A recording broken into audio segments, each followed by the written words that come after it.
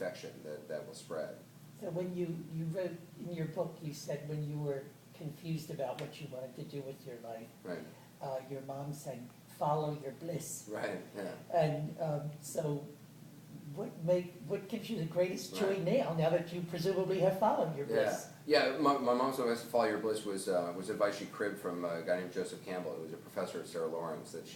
My mom was watching TV and Bill Moyers was interviewing Joseph Campbell.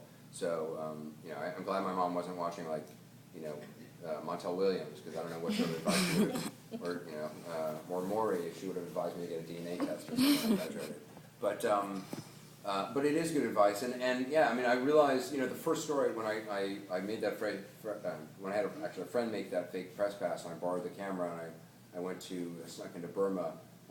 I shot a story, and I had no idea if I never thought I could make a profession of this. I had no idea if I could even shoot a story. I had no experience doing it.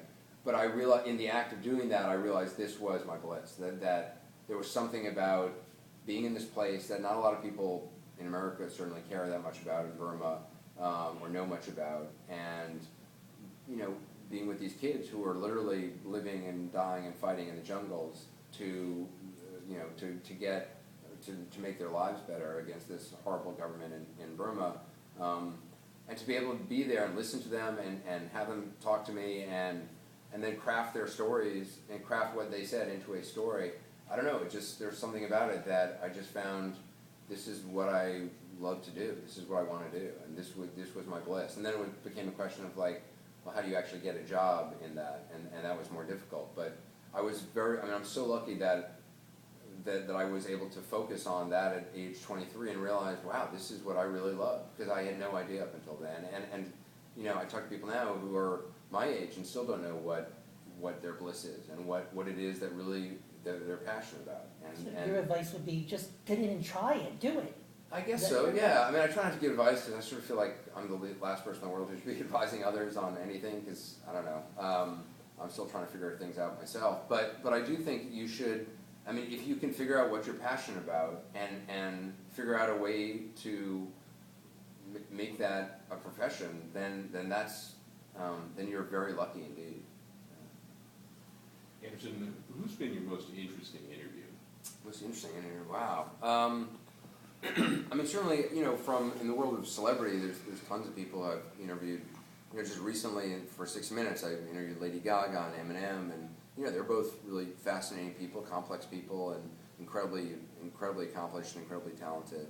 So I think both those were really interesting. But for me, the people I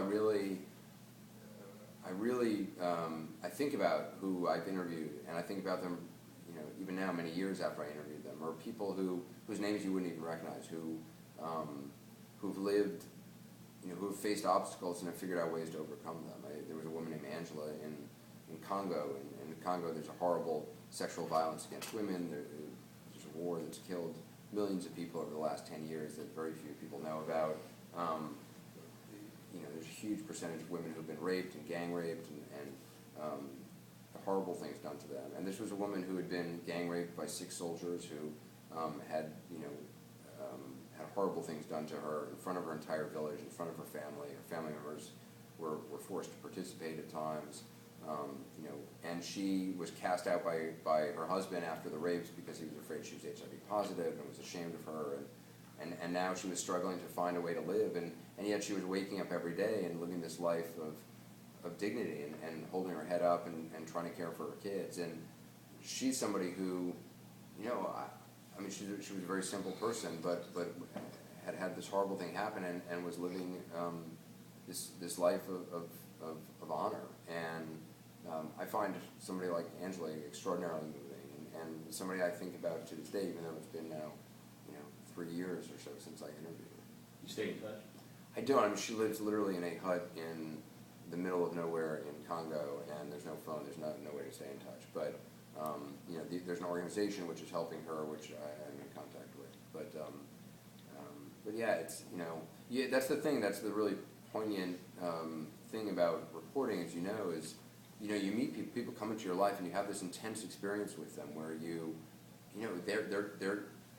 gain their, they become willing to tell you their story, and I take that very seriously, and they trust you with their story to tell it accurately, and then and you're with them, and then you leave them, and sometimes you never see them again. Sometimes you know they're not going to end up well, or you know that you're in a war zone and anything could happen to them, and it's very it's this intense experience it's hard to describe, but I love it, but it's very intense. We're in an election year right now. Your take on the political field right now, candidates? I don't have much of a take because I try to, not really voice opinions on things. A lot of cable anchors do, but it's just not really who I am. It's not, I don't think anyone really cares what my political opinion is, or I don't think my opinion is any, more interesting or well informed than anybody else's. But, I think it's going to be a fascinating election. I think, I don't think the Republican candidates, any one of them has really. None of them clearly has become the guaranteed front runner. Obviously, Mitt Romney's ahead in the polls, but now you have people rise up. Or McCain now has risen up and is doing very well. Then they often fall back, and Mitt Romney is sort of the steady contender, the steady horse in the race. But the number of Republicans who say they haven't made up their minds is huge, and there's not a lot of overwhelming enthusiasm, I think, for any one person right now. So. I think it's still very early in this is a marathon, as the cliche goes. It's not a sprint, and we're still very early on in the race.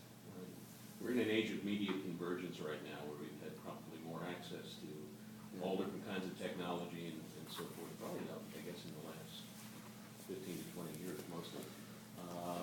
A good thing, a bad thing. There've been arguments on both sides. I think it's extraordinary. I just think we live in this incredible age of information where,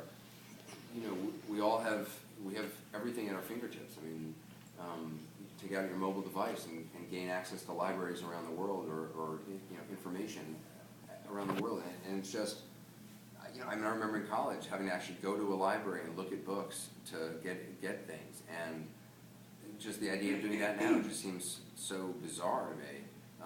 And that was, when that was 20 years ago or something, and I just think it's amazing. I think with that, there's a lot of concerns, of course, and you don't know sometimes where the information on the internet is coming from, and I think that's an important thing to keep in mind. I think it does matter where the information comes from, and has it been vetted, has it been reported, has it actually been fact-checked or looked at, and so I do think that's why, news organizations which have those resources will have a role and will always have a role. But I think the rise of bloggers is great. I think it's the democratization of information and the democratization of access. And again, you have to be aware of where you're getting the information, and not all information is equal, or not all sources are equal. But I think it's great to have so many voices in the mix, and to not just have it be three middle-aged white guys on three network channels telling you, that this is the news of the day. That now we have people from all different backgrounds, all different perspectives. Advice to students. I think I think it's key to.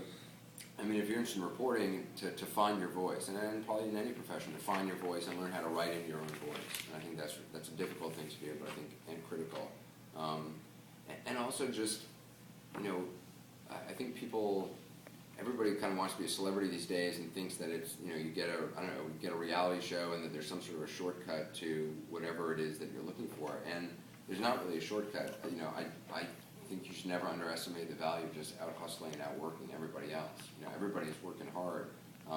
You just got to work harder and come in earlier and stay later, and volunteer for stuff that no one else wants. I had a lot of rough patches when I first got to CNN, and I only saved myself from being fired by literally volunteering for assignments that no one else wanted to do, and just working.